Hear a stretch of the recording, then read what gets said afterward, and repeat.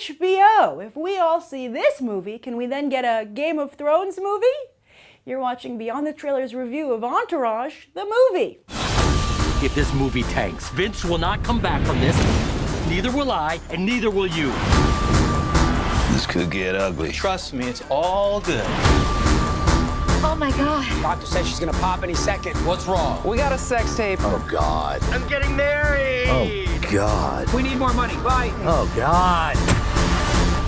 I gave you $100 million. You agreed to not go over. Because you said I couldn't direct unless we agreed. It's like when a girl asks if you want to bang her hot sister. Of course you say no. Neither of you really believes you mean it, though. What is he doing here? Look, I'm just trying to cut a deal here Ari Gold style. And chances are, even if you've never seen a single episode of Entourage, you've heard the name Ari Gold, the most famous fictional agent since Jerry Maguire. Which is why, when HBO wanted to move forward with an Entourage movie way back in 2013, officially greenlighting the film, they offered Jeremy Piven a little more green. But the rest of the cast had apparently been paying attention while making a TV show about how to survive in a cutthroat place like Hollywood, and told HBO they'd been negotiating as a group for the movie as their TV contracts had run out. Now, negotiating as a group has become quite popular these days ever since the cast of Friends famously did it in the 1990s, or infamously from the point of view of the studios. So for a few months, the cast, sans Piven, held the Entourage movie hostage, which led producer Mark Wahlberg to publicly call them greedy on TMZ. Eventually, though, negotiating as a group once again paid off, literally. As while Piven still got more, $5 million, all the other main cast members got $2 million apiece, plus back end. And before you call them greedy too, just realize that many of them might never work again, since, you know, they haven't really worked since Entourage ended in 2011. Only Piven has continued to work, recently finding success with another TV series, this time ITV's Mr. Selfridge, which also airs on PBS. But back up. Didn't I say Entourage ended in 2011? That's 4 years ago. Will people still be interested in an Entourage movie? Well, the Sex and the City movie came out 4 years after that show ended, and it did so well at the box office, HBO made a sequel. And while yes, Entourage was never quite as popular as Sex and the City, this movie cost half as much to make, just $30 million. See, writer, producer, director Doug Ellin also paid attention while making Entourage. So, will the show loosely based on Mark Wahlberg's life continue to follow in his footsteps and forge a successful movie career? The show clearly has a lot of friends in Hollywood, as this movie has a ridiculous number of cameos. But now it's time to find out if Entourage has some friends in the audience as well. Whoever cut the trailer for this movie is a freaking genius. If they were able to make the excellent trailer that they did out of the actual crappy movie that exists. In the trailer, I'm sure you noticed it because it's the best part of the trailer, there's this section where they cut all these lines really quickly together to the music that they're using. And it really not only brings a lot of energy to the trailer, but heightens the tension. Well, there is nothing whatsoever so masterfully executed within the actual Entourage movie. In the film, Vincent Chase makes a movie within the movie, that's the whole idea here, called Hide. And it's about a DJ with superpowers. And in the world of this movie, it makes $400 million worldwide. It's nominated for Best Picture at the Golden Globes, because success is easy when you're making it up. But I think in reality, the movie that Vincent Chase and his pals would actually make would be this movie, Entourage, a directionless wet dream about what it's like to be a movie star in Hollywood.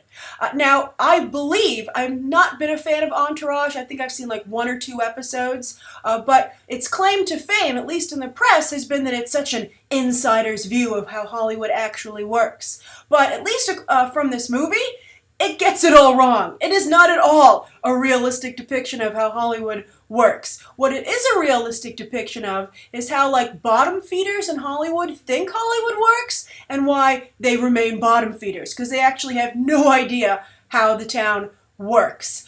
Even Ari Gold seems hopelessly out of his depth. He's playing a studio head here, and I can tell you that nobody, certainly not a studio head, but not a producer, no one, would give $100 million pretty much to any director, but certainly not a new director, and not look at the footage as it came in each day. As a friend of mine said, that's why they call them dailies. You look at them daily. So the whole, the whole thing that's supposed to create tension, the obstacle in the film, makes no sense because it's totally Ari Gold's fault, and it's something that he would never realistically do. It's something that no one else would let him do.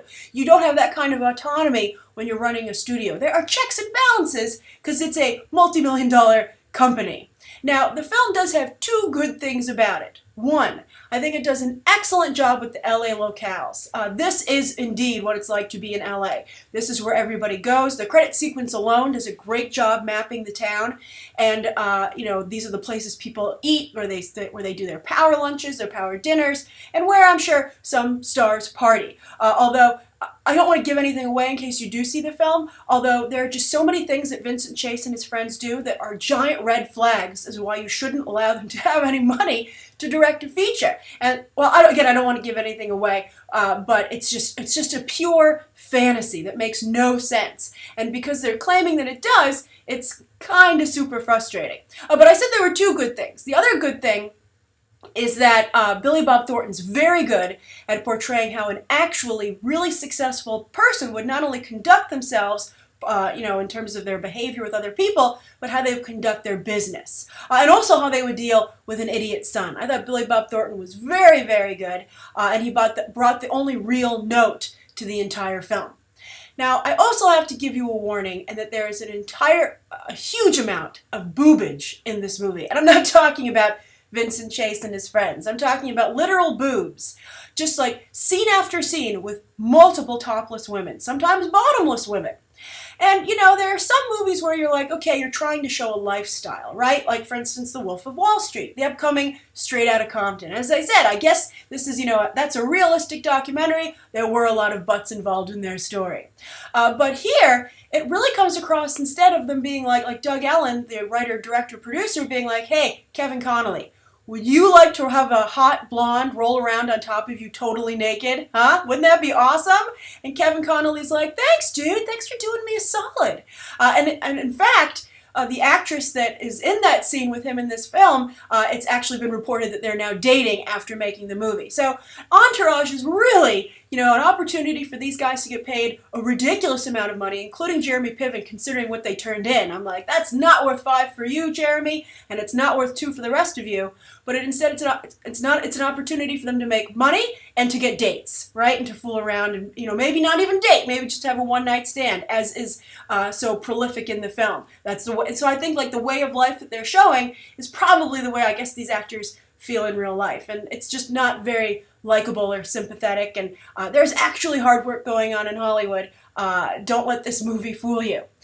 So usually, movies about the business of Hollywood don't do well. It's always a head scratcher. Like, there are some fantastic movies about the business side of Hollywood, but with this one, there's no mystery whatsoever as to why people probably will not like this movie. And to add insult to injury, before the screening on my iPad, I was reading the issue that the special issue Vanity Fair just released about the business of Hollywood. It's a really great special. I believe it's available digitally for sure. I don't know if you can get it in print, but it has all these great articles about the business of Hollywood, and from the whole time, like 70s. I just read a great article about a power agent in the 70s who had found her world crumble around her when Barbra Streisand left her as a client after 20 years or something. It was a great article. It was really real.